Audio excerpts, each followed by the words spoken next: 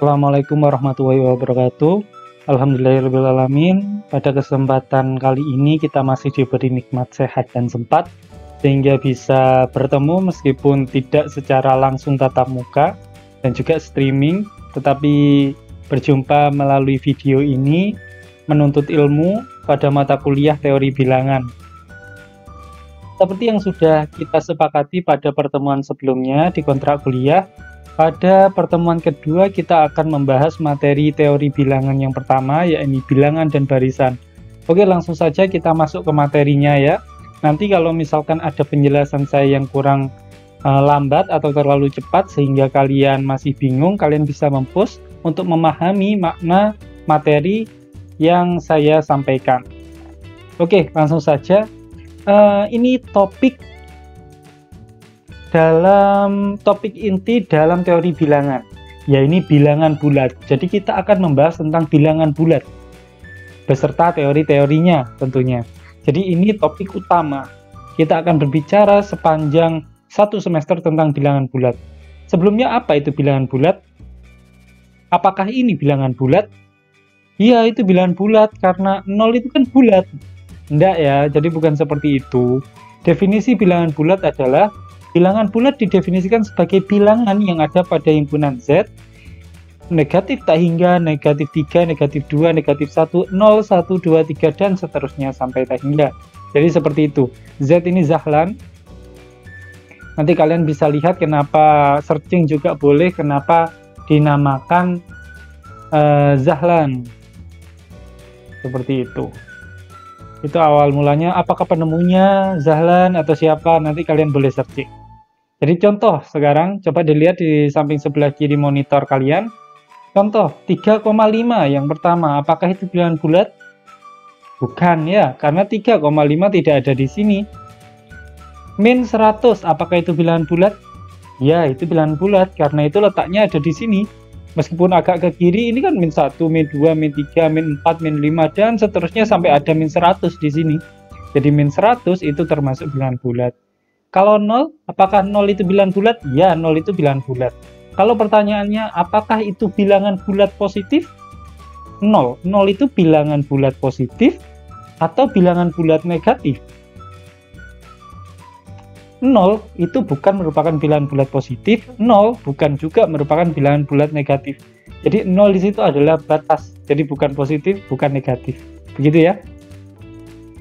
Definisi bilangan bulat positif. Bilangan bulat positif didefinisikan sebagai bilangan yang ada pada himpunan ini. N sama dengan 1, 2, 3, 4, 5, 6, dan seterusnya. Kenapa kok N? Itu melambangkan natural atau bilangan asli. Kayak gitu, makanya bilangan asli sama bilangan bulat positif itu sama. Bilangan bulat positif dengan bilangan asli sama ya.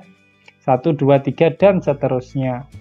Nanti kalau ada simbol N atau simbol Z, kemudian di atasnya ada plus gini, itu sama saja. Z plus itu kan artinya bilangan bulat yang positif. N itu artinya bilangan asli. Sama, yang diambil adalah 1, 2, 3, dan seterusnya, 1, 2, 3, dan seterusnya. Jadi, bilangan bulat positif itu sama saja dengan bilangan asli. Itu yang perlu kalian catat nanti. Selanjutnya, kita masuk ke definisi 1.1, sistem bilangan bulat. Apa itu sistem bilangan bulat? Himpunan bersama-sama yang terdiri dari satu atau lebih operasi pada himpunan itu. Jadi seperti ini. Ini kan ada bintang, ini ada pagar. Yang ini dulu. Ini artinya operasi bintang pada himpunan S.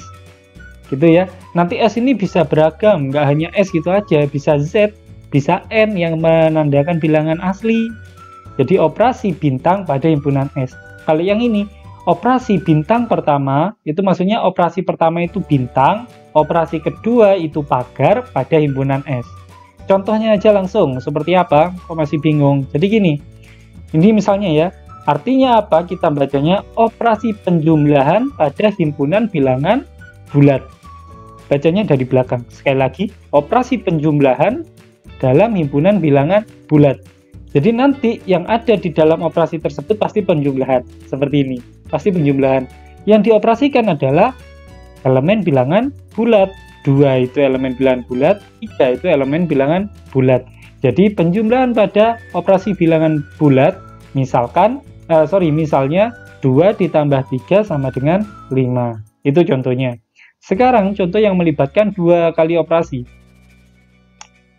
Operasi kali sebagai operasi pertama, dilanjutkan operasi tambah sebagai operasi kedua pada himpunan bilangan bulat. Seperti itu cara bacanya yang ini.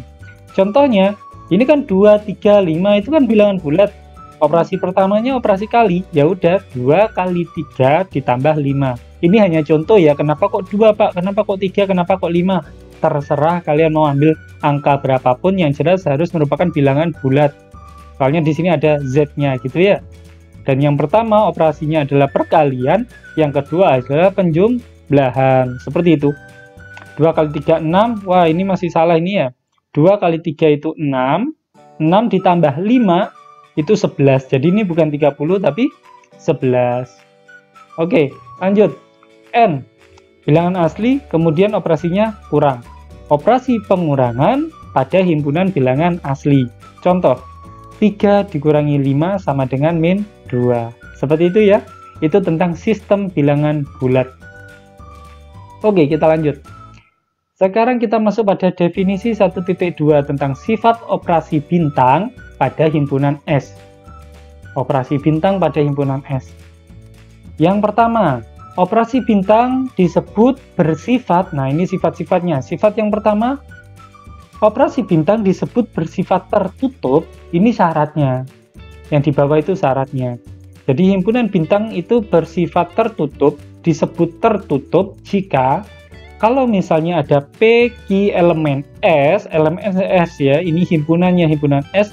Kalau nanti di sini Z, ya udah berarti elemen bulat kayak gitu, elemen bilangan bulat. Yang ini masih umum, jadi kita pakai S. Kalau misalnya ada 2 bilangan P dan Q itu elemennya S, maka hasil pengoperasian P bintang Q itu sama dengan R, misalnya seperti itu. Maka kalau R-nya itu ternyata juga termasuk elemennya S, maka operasi bintang, ini operasi bintang pada himpunan S, operasi bintang pada himpunan S disebut tertutup. Contohnya Pak, contohnya seperti ini. Kalau kita ngomong yang barusan aja, yang barusan, sebentar. Nah, yang ini ada Z, operasinya penjumlahan. Operasi penjumlahan pada bilangan bulat. 2 tambah 3 sama dengan 5. 2 itu kan elemennya Z, 3 juga elemennya Z. Kalau dijumlahkan, hasilnya adalah 5. Ternyata 5 itu juga elemen Z. Ya enggak? Ternyata ini elemennya Z, ini elemennya Z, menghasilkan elemennya Z juga. Ingat tapi ya, karena ini itu berlaku untuk semua, jadi tidak hanya 2 dan 3. Kalau yang barusan kan 2 dan 3, 2 ditambah 3. Kalau ini berlaku untuk semua, boleh 3 tambah 6, 4 tambah 7, 7 tambah 9. Endingnya menghasilkan R dan R itu elemennya S. Maka operasi bintang pada himpunan S dikatakan tertutup. Sama halnya dengan yang barusan ya, yang ini. Artinya apa? Operasi penjumlahan pada himpunan bilangan bulat merupakan atau memenuhi sifat tertutup. Seperti itu contohnya. Kayak gitu ya. Jadi contoh untuk apa itu namanya operasi yang bersifat tertutup apa? Ya udah yang tadi, yang barusan, penjumlahan ya. Operasi penjumlahan pada himpunan bilangan bulat itu pasti tertutup. Itu ya. Oke, lanjut sifat yang berikutnya. Komutatif. Ini sifat yang sudah sering kalian dengar di bangku SD, SMP, SMA. Jadi kalau ada 2 bilangan elemennya S, maka P bintang Q sama dengan Q bintang P. Jadi dibalik-balik itu hasilnya sama saja. Itu artinya komutatif. Yang tadi Pak, yang penjumlahan pada operasi bilangan bulat. Apakah itu komutatif? Iya, penjumlahan itu selalu komutatif. Kayak yang tadi contohnya kan 2 tambah 3 ditambah, 2 ditambah 3 itu kan sama dengan 3 ditambah 2. Artinya penjumlahan pada bilangan bulat itu juga memenuhi sifat komutatif. Seperti itu. Selanjutnya sifat asosiatif. Operasi bintang pada himpunan S disebut bersifat asosiatif jika ada 3 bilangan P, Q, R, itu elemennya S, maka P kali Q, sorry bukan kali, P bintang Q, tutup kurung, bintang R, itu hasilnya sama dengan P bintang, buka kurung, Q bintang R. Jadi yang mana yang dikerjakan dulu, hasilnya sama. Itu makna dari asosiatif. Jadi P sama Q kamu operasikan terlebih dahulu, baru dikalikan R, itu hasilnya sama dengan Q dan R kamu operasikan terlebih dahulu, kemudian hasilnya dikalikan P. Penjumlahan apakah berlaku sifat asosiatif pada himpunan bilangan bulat? Iya, karena 2 tambah 3 tambah 5, terserah kamu mau jumlahkan 2 tambah 3 dulu, atau 3 tambah 5 dulu, hasilnya sama saja. Kayak gitu ya. Kita masuk ke sifat berikutnya. Memiliki identitas I. Jadi operasi bintang pada himpunan S itu dikatakan memiliki identitas I jika untuk semua, ini untuk semua loh ya, nggak boleh hanya beberapa atau hanya ada satu, tapi semuanya. Untuk semua P elemen S dan I elemen S, jadi ada dua ya, ada P elemen S dan I elemen S, maka P bintang I itu sama dengan I bintang P dan hasilnya adalah P, kayak gitu. Kalau operasi yang tadi Pak, yang penjumlahan pada bilangan bulat, apakah itu punya elemen identitas?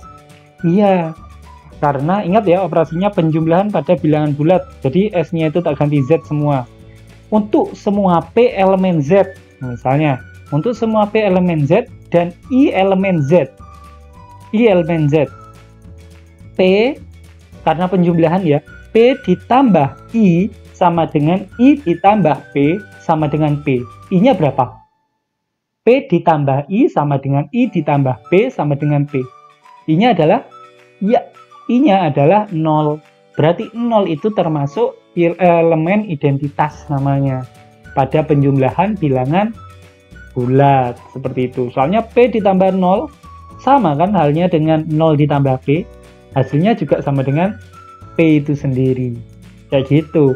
Maka operasi penjumlahan pada bilangan bulat itu memiliki identitas yaitu 0. Seperti itu.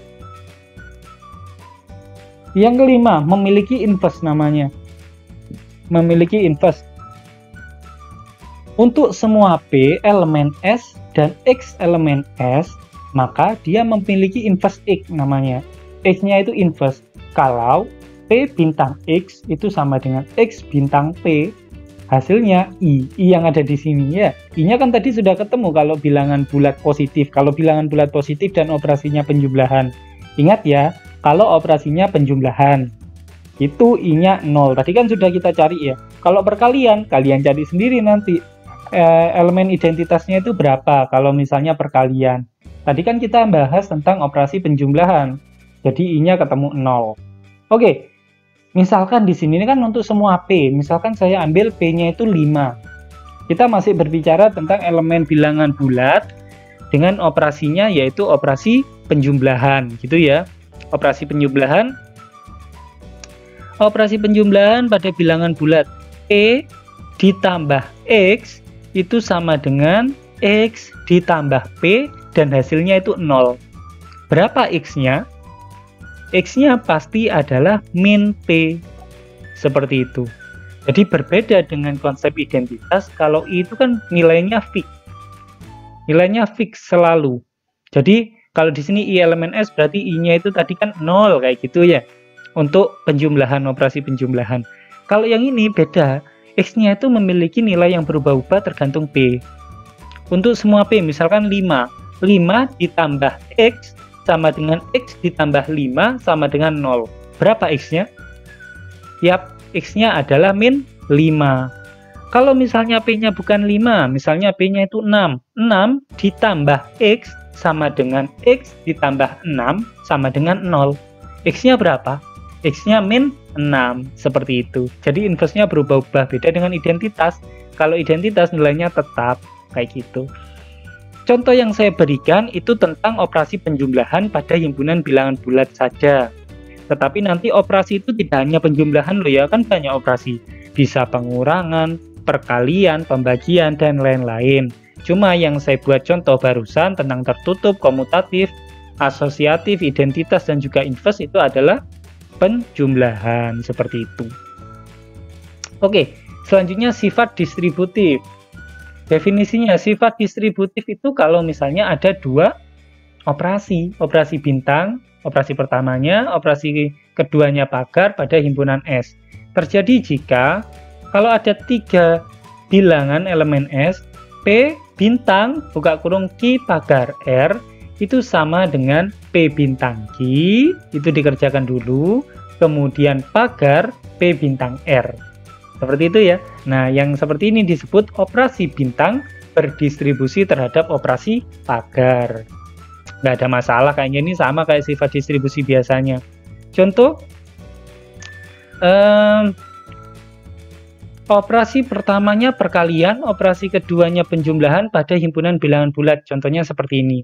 2 kali 3 ditambah 5 kan sama halnya dengan 2 kali 3 ditambah 2 kali 5.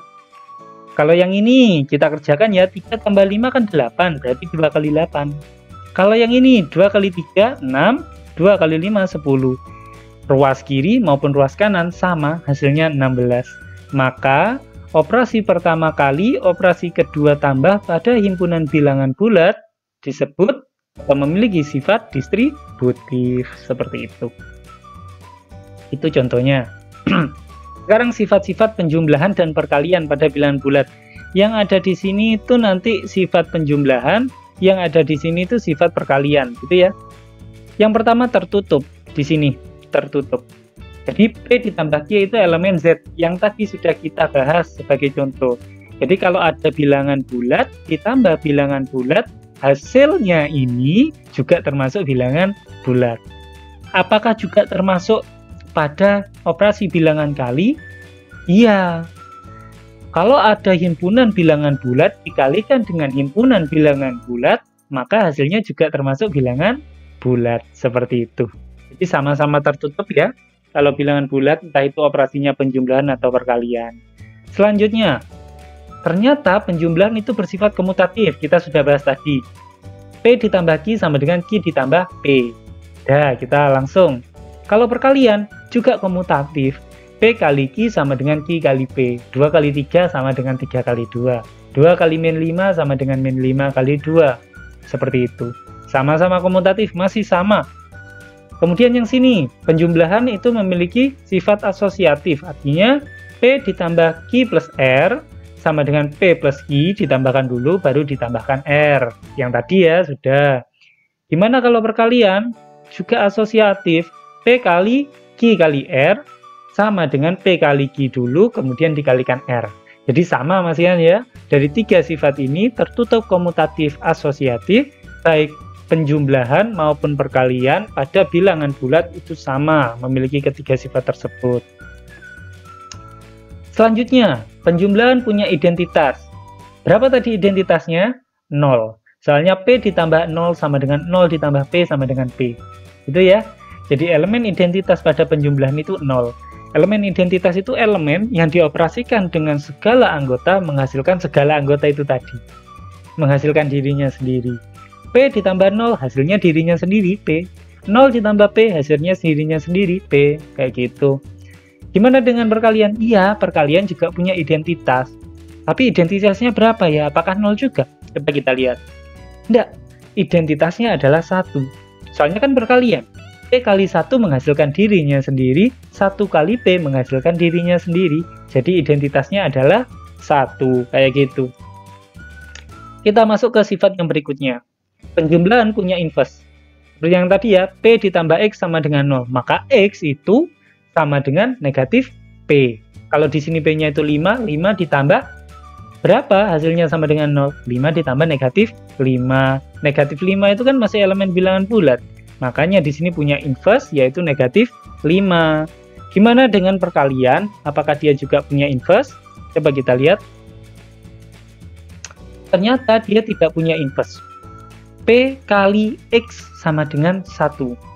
Andai kata P-nya itu 1 ya, andai kata P-nya itu 1, maka 1 dikali X sama dengan 1. X-nya berapa? X-nya 1. Oh, ternyata perkalian punya inverse. Kan X-nya ketemu itu 1. Misalnya ada yang mikir gitu. Ingat, inverse itu berlaku untuk semua P. Kalau P-nya itu 1 memang ada barusan. Coba kalau diganti 5. 5 dikalikan berapa sama dengan 1? Dikalikan 1/5. Apakah 1/5 itu termasuk elemen bilangan bulat? Tidak. Karena tidak, makanya dia tertulis tidak punya inverse. Seperti itu penjelasannya. P kali 1/P sama dengan 1. 1/P ini bukan bilangan bulat. Kalau P-nya tidak 1. Seperti itu. Sekarang yang ini hukum kanselasi. P ditambah Q sama dengan P ditambah R, maka Q sama dengan R. Gampang ya? Coret-coret gitu aja. P-nya sama-sama ada di ruas kiri maupun kanan, maka dicoret Q sama dengan R. Gimana dengan perkalian? Sama, berlaku juga. P kali Q sama dengan P kali R. P-nya dicoret, tinggal Q sama dengan R. Kayak gitu ya? Nggak ada masalah saya kira. Sekarang definisi 1.4 ketaksamaan atau kurang dari. Coba, jika ada P, Q elemen Z, P disebut kurang dari Q, disimbolkan seperti ini. P kurang dari Q. Jika ada R, elemen Z positif, artinya elemen bilangan asli, gitu ya, sama aja. Sehingga Q dikurangi P sama dengan R. Mudahnya gini, lihat contoh. 7 kurang dari 9 kita tahu. Tapi kalau ditanyakan kenapa 7 kurang dari 9, dasar kalian bilang 7 kurang dari 9 apa? Kalian selalu merujuk pada definisi. Gunakan definisi untuk membuktikan ini. Karena ada 2 elemen Z positif, 2 itu kan elemen bilangan bulat positif. Atau elemen bilangan asli, sama aja. Karena ada 2 elemen bilangan asli, ya ini ya, sama ya.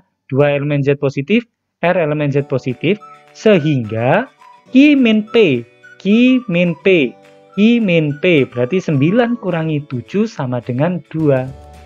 Kayak gitu.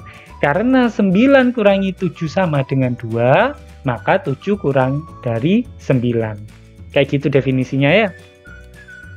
Terus, buktikan 0 itu kurang dari N, misalkan seperti itu. Caranya membuktikannya apa ya? 0 kurang dari N untuk setiap N elemen bilangan asli. Ya udah, karena ada N elemen Z positif, N itu kan bilangan asli. Bilangan asli itu kan Z positif, sama kan? Bilangan asli sama bilangan bulat positif kan sama. Maka karena ada N elemen Z positif, sehingga ingat ya, yang ada di sini, yang dicaplok ini dikurangi yang belakang. Jadi N dikurangi 0, itu sini, N kurangi 0 sama dengan N. Sama ya, letaknya dengan 2, ini juga letaknya sama dengan 2. Maka terbukti 0 kurang dari N. Kayak gitu. Ingat-ingat ini, definisi 1.4. Cara membuktikan ketaksamaan kurang dari. Oke, kita lanjut ke hukum trikotomi. Jadi, kalau misalnya ada suatu bilangan bulat, ya, suatu bilangan bulat, P elemen Z, itu kan artinya untuk semua bilangan bulat, gitu ya. Untuk semua P elemen bilangan bulat, maka ada 3, tri itu kan 3, maka ada 3 kemungkinan. Kemungkinan yang pertama, P-nya itu lebih dari 0. Kemungkinan pertama, P-nya lebih dari 0, kemungkinan yang kedua, P-nya sama dengan 0, dan kemungkinan yang ketiga, P-nya kurang dari 0. Gampang kan? Sama aja gini, kalau ada suatu bilangan bulat, maka bilangan bulat itu ada 3 kemungkinan. Yang pertama, dia positif, yang kedua, dia itu 0, yang ketiga, dia itu negatif. Udah toh? Itu hukum trikotomi. Ini cara membuktikan kalau misalnya ada soal-soal pembuktian. Misalkan P kurang dari Q, R lebih dari 0. Buktikan kalau PR itu kurang dari QR. Jadi ini yang hendak kita buktikan. PR kurang dari QR. Saya tak minum dulu, bentar.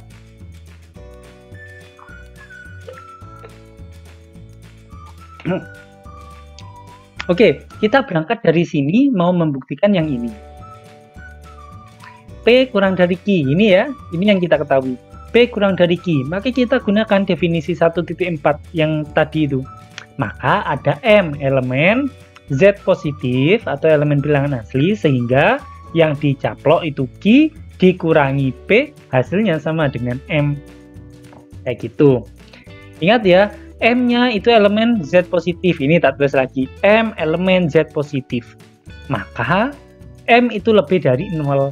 Itu dari trikotomi tadi, apalagi bilangan bulat positif. Kalau bilangan bulat positif kan selalu lebih dari 0, namanya saja sudah positif. Itu ya, M-nya lebih dari 0, Padahal M itu sama dengan Q dikurangi P.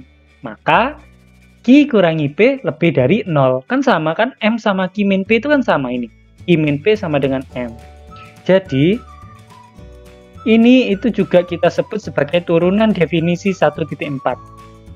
Selanjutnya kalian boleh langsung P kurang dari Q, artinya Q dikurangi P lebih dari 0. Itu boleh. Soalnya kan Q-nya lebih besar, maka Q dikurangi P lebih dari 0. Kayak gitu ya. Oke. P kurang dari Q, maka Q min P lebih dari 0, yang barusan saya sebutkan ya. Definisi 1.4. Selanjutnya, R-nya itu juga lebih dari 0, ini diketahui. R lebih dari 0, diketahui. Oke, sekarang kita punya dua bilangan, Q min P yang lebih dari 0, dan R lebih dari 0. Baik yang ini, Q min P, maupun yang R itu sama-sama lebih dari 0. Ingat ya, sama-sama lebih dari 0.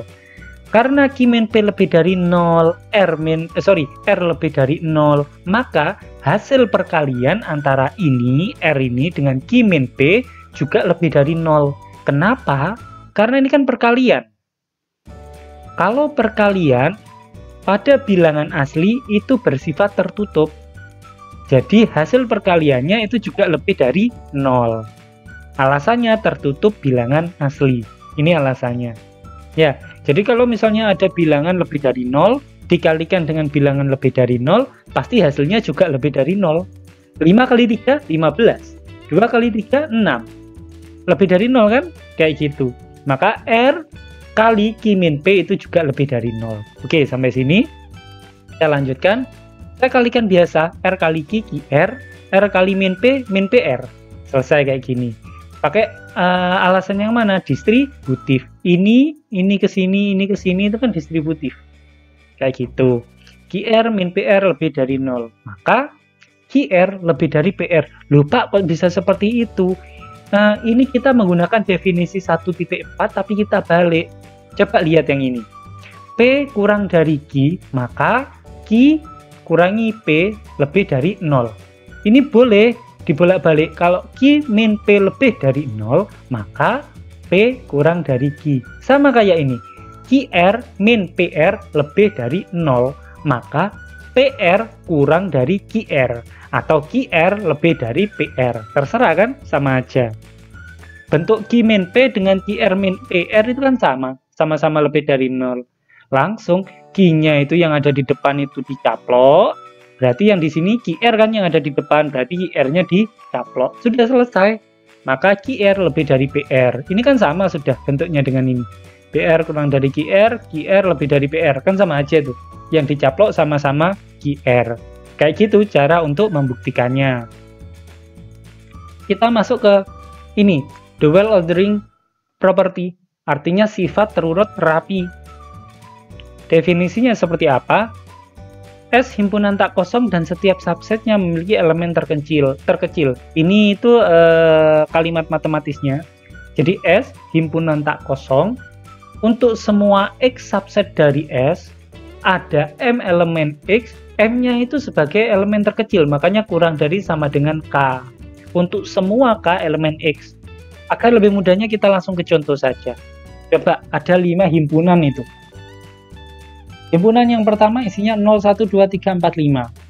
Ketika saya ambil subset, kalau ambil subset kan satu saja boleh. Misalnya saya ambil angka 1 saja. Selesai, berarti subset itu punya elemen terkecil. Berapa? 1 itu. Kalau saya ambil 0, 1, 2, 3, berapa elemen terkecilnya? Ya 0. Kalau saya ambil 2, 4, 5, berapa elemen terkecilnya? 2. Jadi setiap kita ambil subset dari himpunan A, selalu ada himpunan terkecil. Itu. Yang B sekarang. B itu adalah himpunan A, di mana A-nya itu bilangan asli, tapi yang lebih dari sama dengan 10. Ingat ya, lebih dari sama dengan 10. Berarti kan 10, 11, 12, 13, 14, 15, dan seterusnya. Kalau saya ambil bilangan 13, 14, 15, berapa elemen terkecilnya? 3. 10, 11, 12, berapa elemen terkecilnya? 10. Selalu ada elemen terkecil. Yang C juga demikian. Kalau misalnya saya ambil min 6, min 5, min 4 gitu saja, elemen terkecilnya adalah min 6. Kalau saya ambil min 4, min 3, min 2, elemen terkecilnya min 4. Seperti itu. Jadi contoh yang pertama, himpunan A, B, dan C. Contoh pertama, kedua, dan ketiga itu merupakan himpunan yang memiliki sifat terurut rapi. Bagaimana dengan contoh yang keempat, min 2, min 1, dan 0? Contoh yang keempat ini bukan merupakan himpunan yang memiliki sifat terurut rapi. Kenapa? Kalau misalnya saya ambil min 2, min 1, 0, oke, ada elemen terkecil yaitu min 2. Tetapi kalau ini titik-titik ini. Kalau saya ambil himpunan bagiannya itu titik-titik, min 2, min 1 gitu aja, nolnya nggak ikut, itu kan termasuk himpunan bagian. Lalu berapa himpunan terkecilnya? Berapa anggota terkecilnya? Kita nggak bisa bilang anggota terkecilnya. Maka ini kan subset dari ini. Soalnya ini ada nolnya, di sini nggak ada nolnya. Jadi himpunan min tak hingga sampai min 2, min 1 tidak memiliki elemen terkecil. Kayak gitu. Maka D itu bukan atau tidak memiliki sifat terurut rapi. Bagaimana dengan nomor 5? Apakah dia punya sifat terurut rapi? Oh iya Pak, ini punya sifat terurut rapi, itu ada elemen terkecilnya yaitu 0. Misalkan seperti itu. Tetapi tidak, dia punya elemen terkecil yaitu 0. Tetapi kalau misalnya saya ambil suatu himpunan bagiannya itu kayak gini, nolnya nggak ikut, jadi 1, setengah, sepertiga, dan seterusnya, 1/4, 1/5, dan seterusnya. Maka berapa elemen terkecil dari ini? Tidak ada. Kalau kamu bilang 1/1000 misalnya, ada 1/1001 kayak gitu. Jadi E ini tidak memiliki sifat terurut rapi kayak gitu ya. Itu tentang dual ordering property. Sekarang definisi 1.5 floor function atau fungsi lantai. Definisi fungsi lantai fx sama dengan kurung siku x didefinisikan sebagai bilangan bulat terbesar yang kurang dari atau sama dengan x. Ini kalimat matematisnya. Jadi fungsi x, fungsi lantai x elemen z sehingga kurung siku atau fungsi lantai x kurang dari sama dengan x kurang dari sama dengan kurung siku x ditambah 1. Maksudnya seperti apa? Lihat contohnya. Kalau misalkan carilah fungsi lantai dari 3,44444. Jadi berapa ini? 3,444 ini fungsi lantainya. Kita cari aja ininya, kita urut. Kalau misalnya yang ini kan fungsi lantai itu kan elemen bilangan bulat ya. Elemen bilangan bulat. Kalau misalnya ini kita ganti 2, yang ini kita ganti 2 ya. Maka yang sebelah sini berarti 2 ditambah 1. Kalau yang ini 2, yang ini 2 ditambah 1. Jadi 2 sama 2 tambah 1 kan 3. Apakah benar 3,44 itu ada di antara 2 dan 3? Iya, salah. Berarti yang di sini kamu jangan pilih 2. Coba ditinggikan lagi jadi 3. Kalau di sini 3, berarti di sini 3 ditambah 1. Berapa 3 tambah 1? 4. Berarti 3 kurang dari sama dengan 3,444 kurang dari 4. Apakah benar 3,44 itu ada di antara 3 dan 4? Ya, benar. Maka coba dilihat yang di sini kan fungsi lantainya itu kan ada di sebelah kiri. Ada di sebelah kiri, berarti yang ini. Kesimpulannya, fungsi lantai dari 3,44444 adalah 3. Seperti itu contohnya. Mudahnya, floor function atau fungsi lantai dari suatu bilangan itu kalian langsung milih bilangan bulat di bawahnya ini, tetapi pas yang tepat ada di bawahnya ini. Makanya di sini didefinisikan sebagai bilangan bulat terbesar tapi yang kurang dari x. Bilangan bulat terbesar tapi kurang dari ini. Ya udah kan berarti 3. Bilangan bulat terbesar tapi kurang dari 3,44, pasti hasilnya 3. Kayak gitu. 3,44 floor functionnya adalah 3. Sekarang ceiling function atau fungsi atap. Kebalikan dari fungsi lantai. Fungsi atap ini disimbolkan seperti ini. Jadi ada atapnya, nggak ada lantainya. Ini ada thread-nya ya, itu ada mengartikan atap. Didefinisikan sebagai bilangan bulat terkecil. Kalau tadi kan bilangan bulat terbesar. Kalau ini bilangan bulat terkecil yang lebih dari atau sama dengan x. Seperti ini ya. Ini kalimat matematisnya. Contohnya seperti ini 3,44. Oke lah. Ini caranya sama, kita nyoba-nyoba dulu. Yang mana ternyata ada di antara 3 dan 4. Maka ingat, yang di sini kan seperti ini ya. Floor function, ceiling functionnya itu ada di sebelah kanan. Berarti di sini, yang ini floor functionnya itu kan ada di sebelah kanannya X. Maka di sini ada di sebelah kanan juga, berarti 4. Mudahnya, ceiling function itu kalian nyari bilangan bulat terkecil yang lebih dari ini. Bilangan bulat lebih dari ini, tapi paling kecil berapa? Pasti 4, kayak gitu. Jadi, oh ini maaf, ini simbolnya salah ya. Bukan kurung siku. Kalau kurung siku itu kan floor function. Kalau ini ceiling function harusnya seperti ini. Yang ini cuma ada di atas, di atas, di atas, di atas gitu ya. Jadi hasilnya 4. Kayak gitu. Itu untuk fungsi atap. Mungkin itu saja untuk pertemuan pertama. Kurang lebihnya dari saya mohon maaf. Kalau misalkan ada pertanyaan, permasalahan, kita bisa diskusikan di ruang WhatsApp group. Oke, sekali lagi dari saya mohon maaf. Saya akhiri, wassalamualaikum warahmatullahi wabarakatuh.